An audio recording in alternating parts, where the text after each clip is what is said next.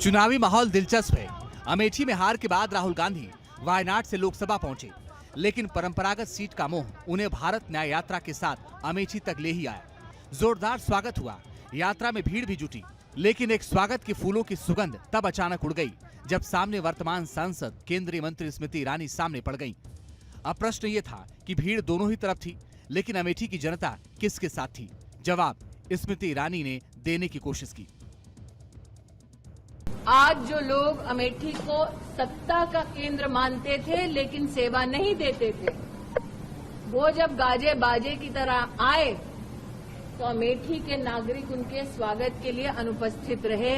उन्हें प्रतापगढ़, सुल्तानपुर से लोग ढोकर लाने पड़े। लोग ये भी नहीं भूले कि जब इसी व्यक्ति ने वायनाड में उत्तर भारत और विशेषतः अमेठी के बारे में बात कही कि यहाँ के लोगों की समझ ठीक नहीं है, तब से लेकर अब तक अमेठी आक्रोशित है। माहौल ऐसा कि रायबरेली की सीट भी परिवार ने छोड़ दी। आरोप है कि राहुल गांधी का अमेठी में स्वागत तो हुआ, लेकिन स्वागत करने वाले प्रतापगढ़ और सुल्तानपुर से लाने पड़े। माहौल की गहमा गहमी में स्मृति ईरानी ने लगातार राहुल गांधी पर वार किया, लेकिन राहुल गांधी के पास शायद जवाब ही नहीं था।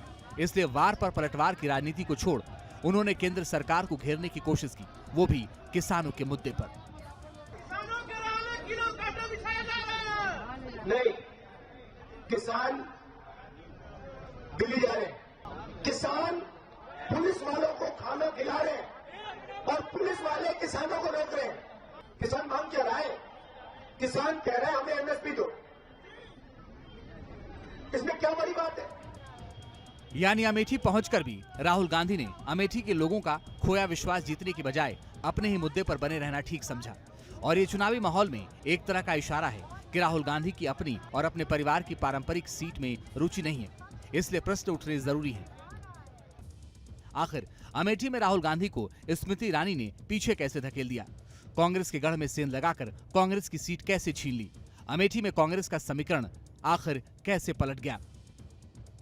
इन प्रश्नों का राजनीतिक नजरिया कुछ भी हो सकता है, लेकिन पुख्ता जवाब किसी के पास नहीं है। अलबत्ता आने वाले लोकसभा चुनाव में राहुल गांधी अमेठी से चुनाव लड़ेंगे भी या नहीं, ये भी कोई नहीं बता सकता, क्योंकि अमेठी की सियासत में एक तरफ लॉन्चिंग सीट का फैक्टर है तो दूसरी तरफ विकास की तस्वीर गढ़ने की कल्पना। दरअसल स्मृति ईरानी ने अमेठी में जमीनी स्तर पर जाकर अपनी जगह बनाई है।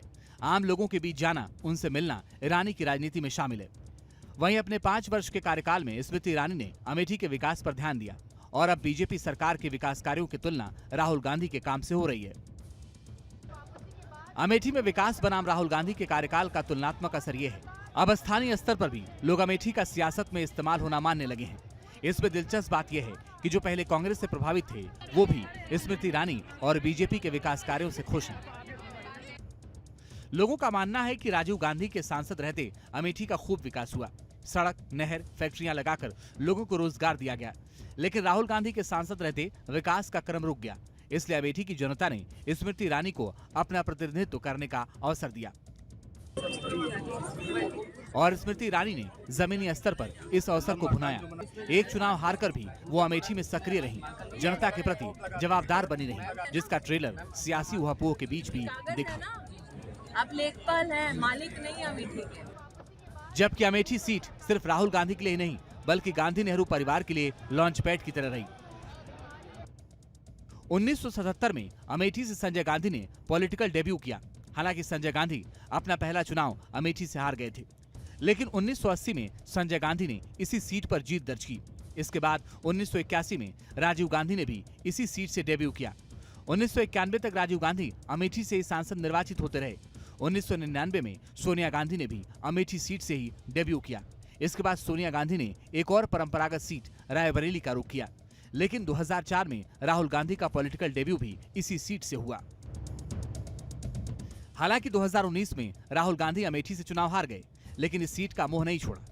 जबकि बीजेपी का मानना है कि उत्तर भारत में कांग्रेस की स्थिति खराब हो चुकी है, इसलिए सोनिया गांधी ने भी रायबरेली से अपने कदम पीछे खींच लिए। यानी बीजेपी से आने वाले चुनाव में दोनों सीट पर कांग्रेस की वॉकओवर की तरह देख रही है।